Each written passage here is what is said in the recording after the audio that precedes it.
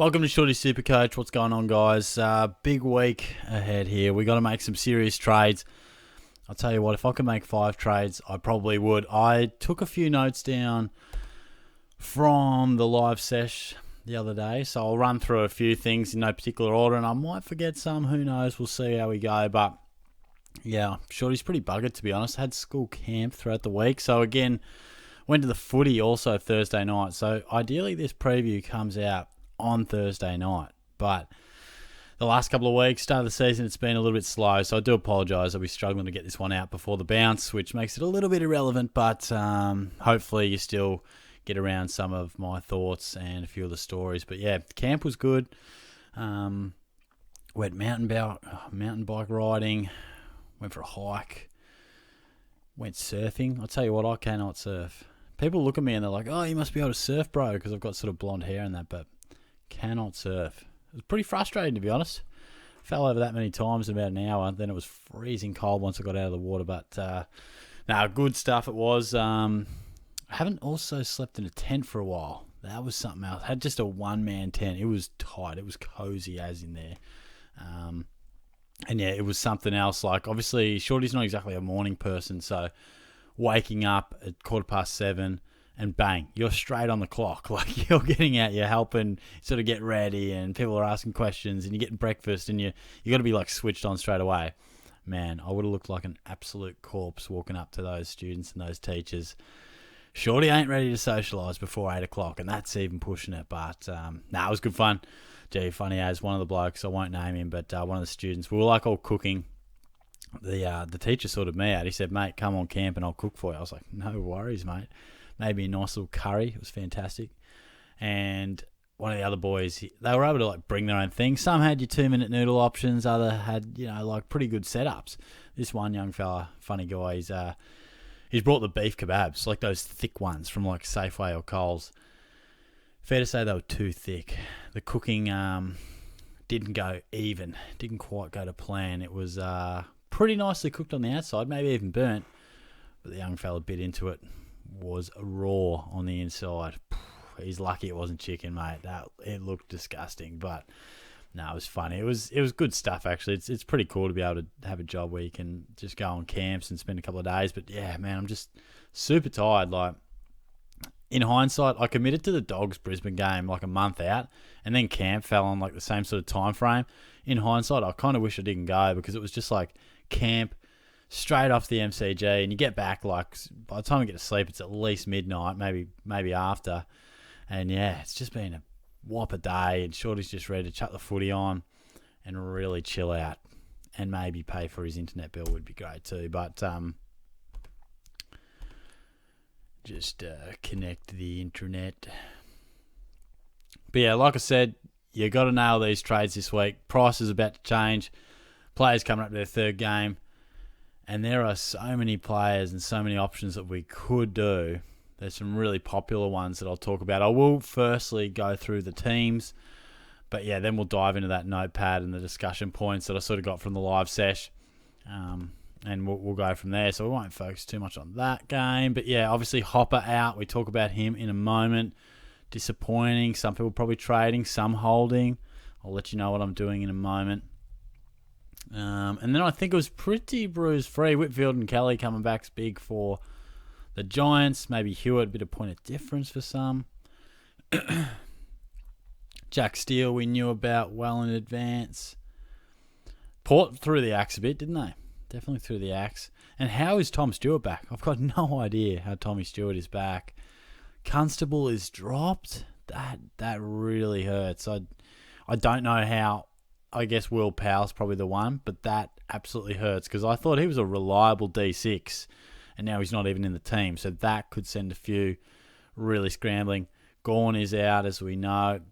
Tom McDonald dropped, that's interesting, and Tomlinson dropped. So Jacob Van Ruin comes in, keep an eye on him. And yeah, nothing too much else to talk about. Now, I want to just talk about who we talk about.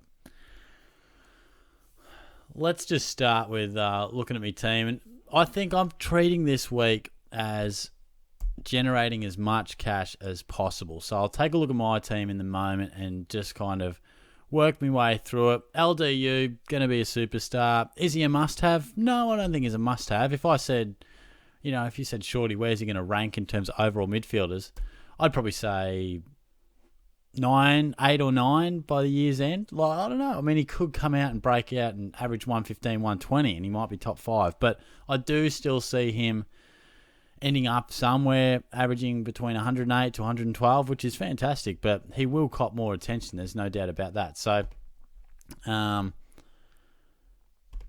if we take a look at his price point, and he's not super cheap, but clearly for what he's averaging at the moment, he's going to explode. So, he's a great steal option. If you want to get rid of Jack Steele, which of course you should, he's a good option. I personally am going Will Setterfield. I just think he's got too much cash to make. James Warple's another guy who's a bit cheaper, playing real good footy, but Setterfield seems to be the flavour. That 147, he looks great. So you can make a bit of coin there as well with a downgrade from Steele, and then you'll make bulk coin on the way up. I don't think he's going to average over 100 for the year, but gee, he started like a house on fire, and we should reap the reward for that. So I reckon you should jump all over Setterfield. Really makes sense. And then just a couple of guys in the forward line that I'm looking at. Goulden, Zeeble, Darcy Cameron. I think they're all very, very good options. Hard to split them. They're all different in their own right. Goulden's the bloke that we've been waiting for. Star on the rise. It's kind of expected. Darcy Cameron, that dominant ruck, now given the opportunity to do it on his own. And I think he's a guy that treated us well last year. Forward ruck eligibility. It's a nice little swing there. Then you've also got Zeeble, who we all have that beautiful vibe when we think Jack Zeeble a couple of years ago treated us so nicely.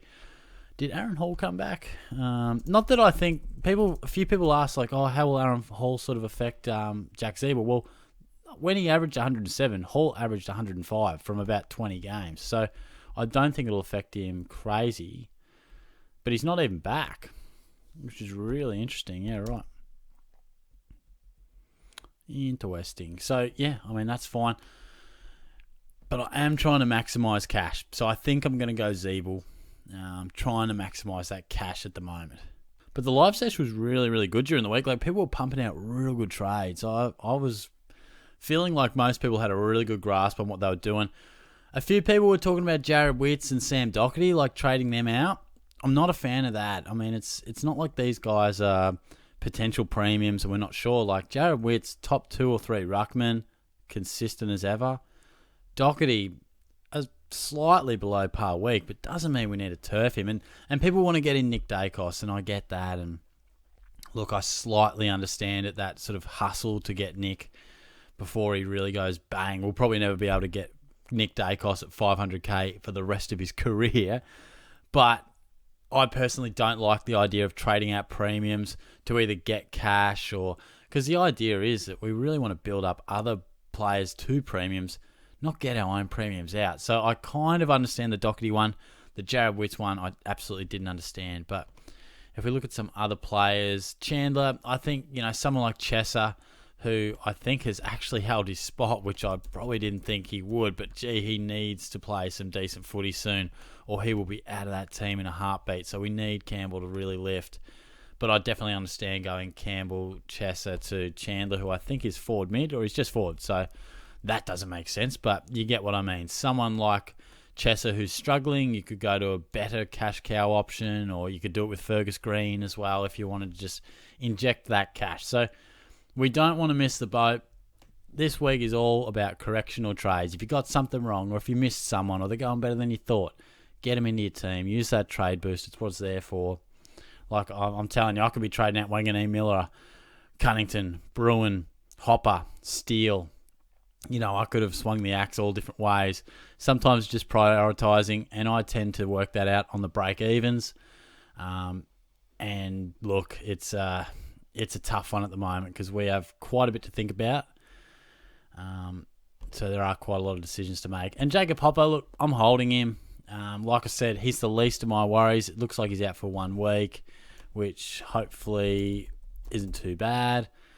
Let's just double check that. Not ideal, clearly, but he's got a lot of money to make.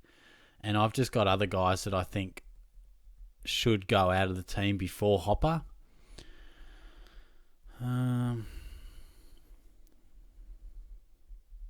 Far out. Where is it? While Hopper has a knee complaint. Well, that doesn't give me much bloody detail. After battling it. Jesus. Anyway. Fingers crossed it's 1 week. If it's one of those ones that just develops into more, then I'll be pulling my hair out. But how good was Tim English last night? Holy shit. Like, he's a bloke who has had us tearing our hair out. But he was outstanding. His hands are just ridiculously good. And what was Bontempelli on at three-quarter time? Because at the game, I'm not really checking it. He looked like he was dominating. Turned the ball over, a couple of free kicks against in the last quarter. But, man, I thought I'd be taking that VC halfway through the game, halfway through the third quarter. But to only get 94, I was like, come on, man. You're killing me, bro. Anyway, I might sign off there. Like you can see, I've gone Bontempelli into Clayton Oliver for my VC to see. Liam Jones is obviously not really lighting the world on fire. Jack Bowes could be an option next week as well. Sort of a bit of forward thinking there. But, yeah, all I can really say is make sure you're getting guys like Setterfield, Cameron Zeeble-Gould, and fellas who could even be premiums. Most likely will be premiums, but they'll also make us a fair bit of coin. Setterfield, not a keeper, but, gee, he's going to make a stack of cash. LDU, great option. You know, he's not someone that I've placed right up on my priority list, but if I had a few more trades or a bit more availability, then I would. And yeah, obviously try your best to get in Daicos, do what you can, but we have plenty to think about. We need a trade boost on the trade boost at the moment. I need to use about 5, but Shorty's looking to just bank a bit of cash, get the cash generation flowing, and then hopefully make a few quick upgrades over the next month. But I'm going to try and get this one up before 7 o'clock if we're lucky. And I'll talk to you guys soon. Have a good weekend. I hope you score nicely. And I'll be back for my press conference on Sunday night.